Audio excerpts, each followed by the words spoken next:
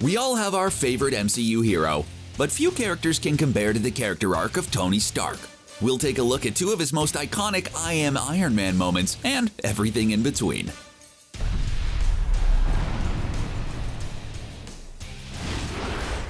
Marvel movies are full of heroes triumphing despite the overwhelming odds against them. And the classic tale also played out behind the scenes of the first Iron Man movie. Robert Downey Jr. had gone from being a beloved actor to being blacklisted in most of Hollywood. Thanks to some arrests and personal struggles, nobody wanted to hire him, except Iron Man director Jon Favreau. He pushed back against the studio, and it was his insistence that got Downey the role of Tony Stark. Yes, this video is about Tony Stark and not Robert Downey Jr., but he's the person we have to thank for one of the best scenes in Iron Man. No, it's not the Burger King scene, although that was a nod to the moment Downey knew he needed to get clean. Apparently, a burger from BK can cause folks like Tony Stark and RDJ to reevaluate their lives, but the rest of us just taste ketchup and regret. Anyway, I'm talking about the moment at the end of the movie when Tony publicly says, "I am Iron Man," which was not in the original script. It was Downey's idea to out Tony as Iron Man, and both the studio and fans loved it. Even just looking at his first film, it's clear that Tony experienced a major character arc. He started out as a rich, narcissistic, selfish man who turned into a rich, narcissistic superhero. See, totally different. But in all seriousness, Iron Man may have been the first time in Tony's life that he felt responsible for other people. Yinsen sacrificed his life so Tony could escape that cave, and it has a profound impact on him. He took personal responsibility for Stark Industries' weapons manufacturing division and shut the whole thing down in spite of the loss of profits. Yet even that wasn't enough for Tony, who felt personally responsible for keeping people safe. As he later explained to Peter Parker in Spider-Man: Homecoming, a hero is much more than just a fancy suit with an overwhelming amount of features. Yes, he became Iron Man by building himself a super suit, but as cheesy as it sounds, the real change was an internal one. After all, for most of his life he had the knowledge and resources to create such a suit and fight crime, yet he just had no desire to. Some heroes are born with a strong sense of justice and an almost impeccable set of morals, and that's just great. But there's something satisfying about seeing someone grow into a better person instead. What makes Tony's journey so special is that he didn't have to change. He could have continued his easy life as a self-centered billionaire. He didn't even develop any superpowers that may have reduced his career choices to hero or villain. Because of Yinsen's sacrifice, he learned that a single, ordinary person can make a massive impact on someone else. And all of a sudden, all of his power and resources became a responsibility, instead of just a sweet perk of being born into the Stark family. But in Iron Man 2, the same tech that helped Tony become a hero was slowly poisoning him, prompting him to make some tough choices. Despite the risks to his own health and his relationship with Pepper Potts, he simply can't give up the suit. This movie also highlighted the fact that being a hero is an ongoing process, and not just an achievement you unlock once. We definitely saw plenty of non-heroic behavior from Tony, and it was hard to argue with Nick Fury's assessment that he didn't play well with others. He even got into a brawl with his remarkably patient BFF Rhodey. Iron Man 2 let us see Tony learning to accept help from others. He opened up to Pepper Potts and teamed up with Rhodey instead of doing everything himself. That's a big change from the guy we met in the previous film, who was very dedicated to pushing people away. Tony used to feel like he could do anything by himself, but between this movie and the Avengers, he definitely learned that that's not the case. While learning how to play nice with Pepper and Rhodey was a big change for our hero, it was nothing compared to the team building we saw during the Avengers. After all, Pepper was his subordinate in Stark Industries, and Rhodey his non-superpowered pal. The Avengers introduced Tony to people with actual superpowers, who are just as powerful as he is, and in some cases even more so. And needless to say, it took some getting used to. Despite the progress in regards to his character arc, Tony was definitely used to being in charge and getting his own way, which didn't endear him to his fellow heroes. Instead of learning how to step up and be a leader, Tony had to step back and realize when others are more qualified than him.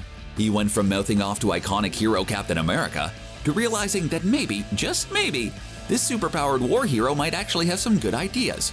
This was definitely a positive development for Tony's personality, but there was also a major drawback to what he went through in this movie.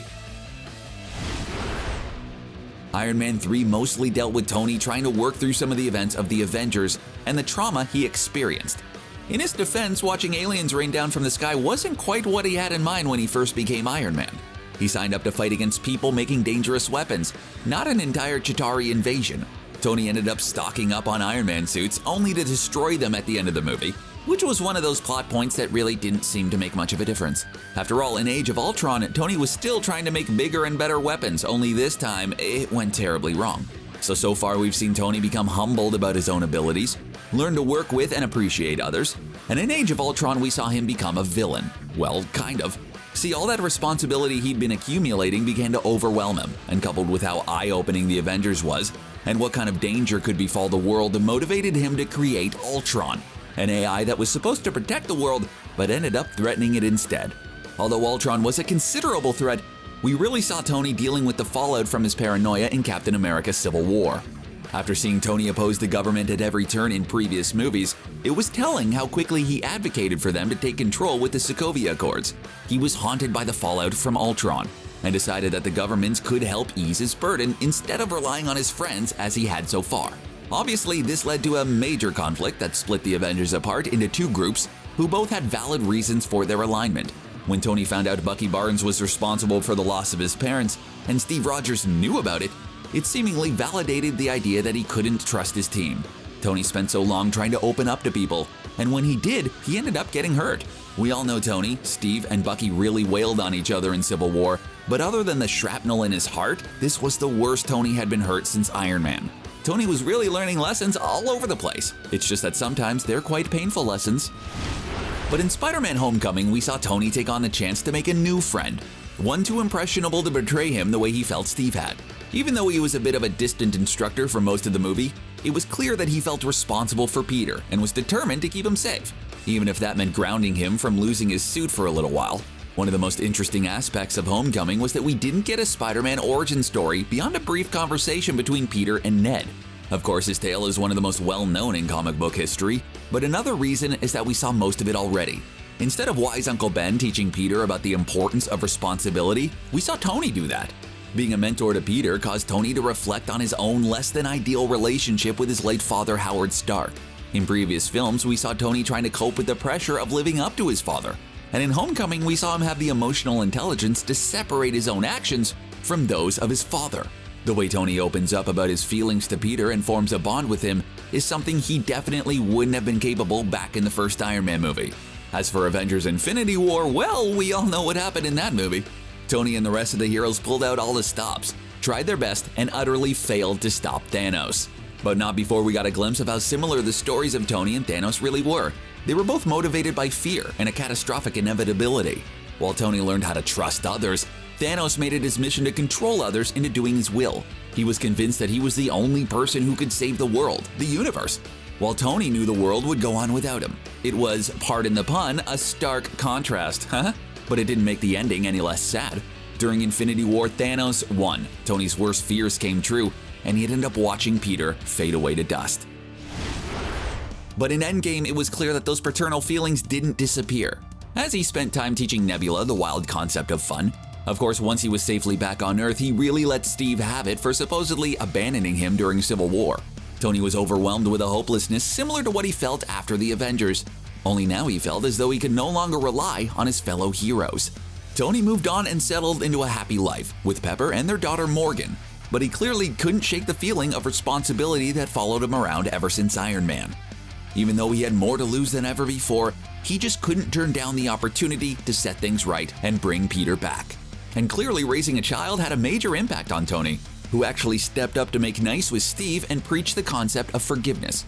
Infinity War left Tony feeling like he could have done more, and clearly he didn't want to feel that way regarding his relationship with Steve Rogers. Once the initial surprise of the decimation was over and Tony had time to cool off and reflect on the importance of family, he ended up in a better place than we'd ever seen him before. Thanks to the magic of time travel, he even had the opportunity to finally get closure with his father. Now we know for sure that his dad at least liked him, despite never saying it out loud. Of course, all of this made it sadder when Tony made the final sacrifice to defeat Thanos. But really, it was the only way his story could have ever ended. Over and over again, Tony proved that he would not stop fighting to save the day, no matter what. There was a time when Tony felt as though he was the only person qualified to keep the world safe. It took him a long time to accept that other people could be of assistance, let alone they could step up in his absence. To paraphrase Happy Hogan from Spider-Man: Far From Home, Tony wouldn't have done what he did if he didn't think Peter and the remaining heroes wouldn't be able to take his place. And really, what higher compliment could Tony Stark give someone than insinuating that they were good enough to replace Iron Man? No matter how many newer, more powerful heroes join the MCU, Tony Stark will always have a place in my arc reactor. Heart. Which hero do you think will step up to take Tony's place? Or was he truly one of a kind? Let us know what you think in the comments section and subscribe to CBR for more videos. Thanks for watching.